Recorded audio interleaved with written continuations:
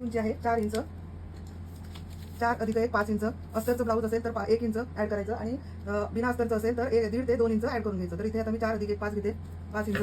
या बाजूला सुद्धा 5 इंच सरळ रेषा आखून घ्यायची. आता कॅप हाईट टाकायचं. कॅप हाईट इथे 2.5 इंच घेतलंय मी, 2.5 इंच. इकडनं सुद्धा 2.5 इंच ही सुद्धा रेषा आखून घ्यायची.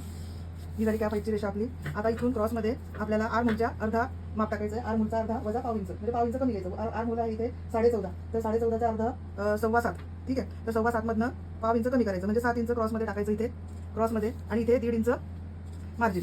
आता हे इथे जोडून घ्यायचं क्रॉसमध्ये, आणि इथून 1 इंचावर इकडे, आणि ह्या क्रॉसचा अर्धा म्हणजे अर्धा हाफ करायचं इथे आलं, आणि याच्या खाली आणि वर पाव इंच अधिक एक रेषा, पाव इंच अधिक 1 रेषा असं माप टाकायचं, आणि इथे याच्या खाली पाव इंच मार्किंग करायचं.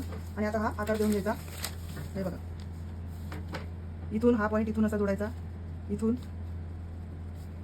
असा इथे घ्यायचा आहे खाली. ठीक आहे, हा इथून असा घेऊन हा इथे 1 इंचावर जोडायचा. हा झाला आपला बॅकचा मुंडा आकार. आणि इथूनच हा इथे जर खाली आपण दिलेला आहे ह्या पॉईंटला इथे जोडायचा, हा इथे, आणि इथून घेऊन हा इथे 1 इंचावर, दोन्ही पॉईंट 1 इंचावर जोडायचे. हा झाला आपला मागचा आणि पुढचा मुंड्याचा आकार. आता खाली दंडगेराचं माप टाकायचं. दंडगेर इथे येते 11.5, तर 11.5चा चौथा पावणे 6 आणि अर्धा, 11.5चा अर्धा येणार पावणे 6, आणि 1.5 इंच मार्जिन. हे पॉईंट जोडून घ्यायचे. ही झाली आपली बाही कटिंगचा डायग्राम. कट करून घ्यायचं.